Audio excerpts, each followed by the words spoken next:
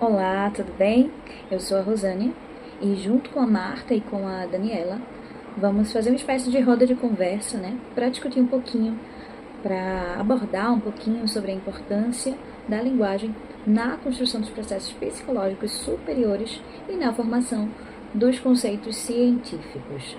Para fazer isso, nós nos apoiaremos nas ideias e nas contribuições de Vygotsky, né? Vygotsky defendia a ideia de uma teoria socio-interacionista. Então, ele acreditava muito na importância do social, né, nesse processo de aprendizado. Segundo ele, não dá para a gente se formar de forma individual sem o social. Então, é trocando, é interagindo que esse desenvolvimento vai se dar de forma mais eficiente, né? Ele vai enfatizar que a aprendizagem não é um processo isolado, mas sim um processo contínuo e que acontece ao longo da nossa vida. E aí, para expor um pouquinho sobre essas bases da teoria de Vygotsky, a gente vai abordar alguns aspectos hoje aqui nessa roda de conversa, como a linguagem como ferramenta mediadora, a linguagem e os processos psicológicos superiores, a construção de conceitos científicos e a ZDP, a Zona de Desenvolvimento Proximal, que é um dos pontos-chave da sua teoria, né? Mas, pensando um pouquinho na linguagem como ferramenta mediadora, a gente vai tocar em dois aspectos importantíssimos. Um deles é a mediação simbólica e o outro, a internalização. Sobre a mediação simbólica, Vygotsky vai argumentar que a linguagem é uma ferramenta cultural essencial que media os processos mentais.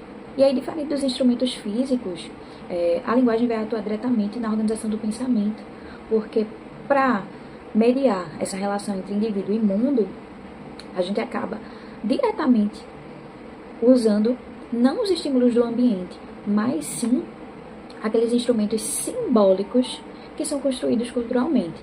Por exemplo, quando uma criança está fazendo a contagem dos seus brinquedos, ela acaba usando ou os dedos ou números. E os números são uma construção simbólica cultural, né?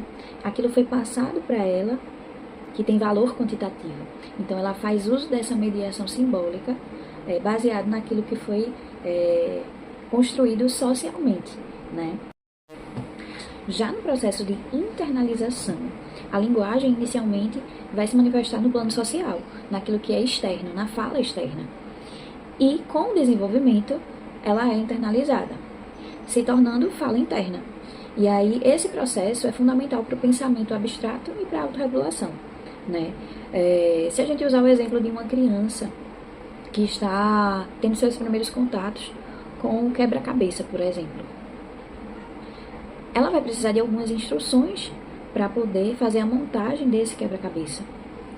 E ao ouvir dicas, né, instruções sobre como começar, sobre começar pelos cantos, sobre ir pelas cores aproximadas de cada peça, ela vai internalizando essas instruções, esse passo a passo, e depois ela começa a, sozinha, internamente, usar essas estratégias para chegar à resolução desse quebra-cabeça.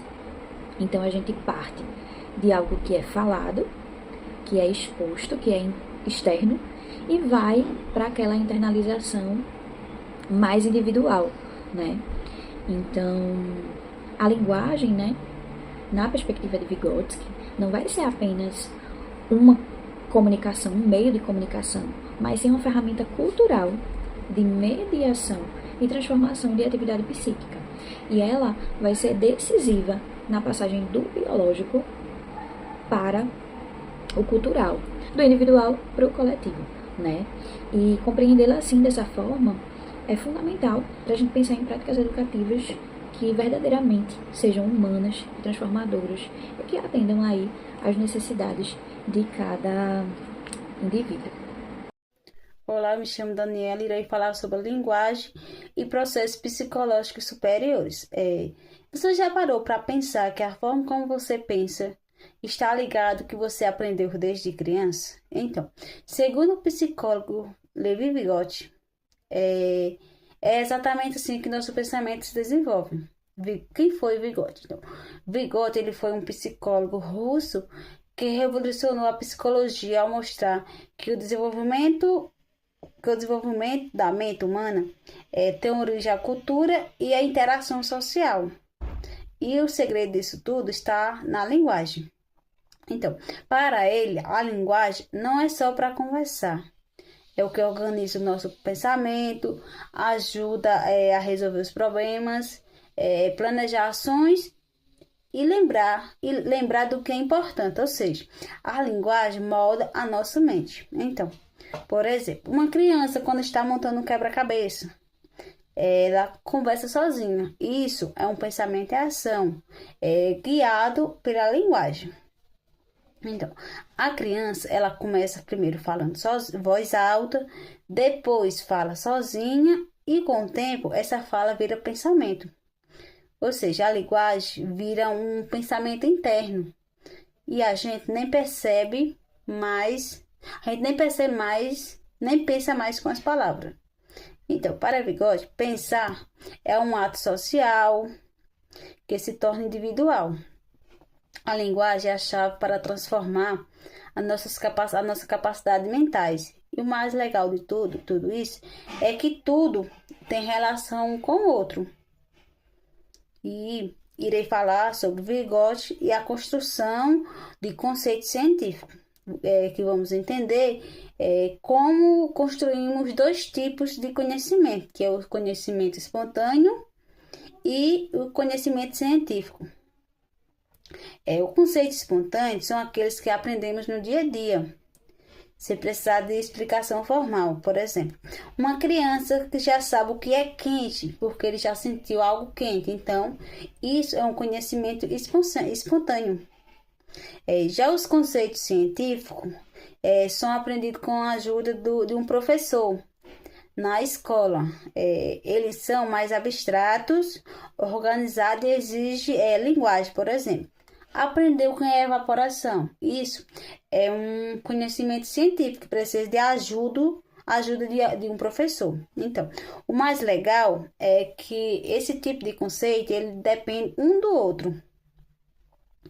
O que a criança vive, prepara ela para entender a teoria.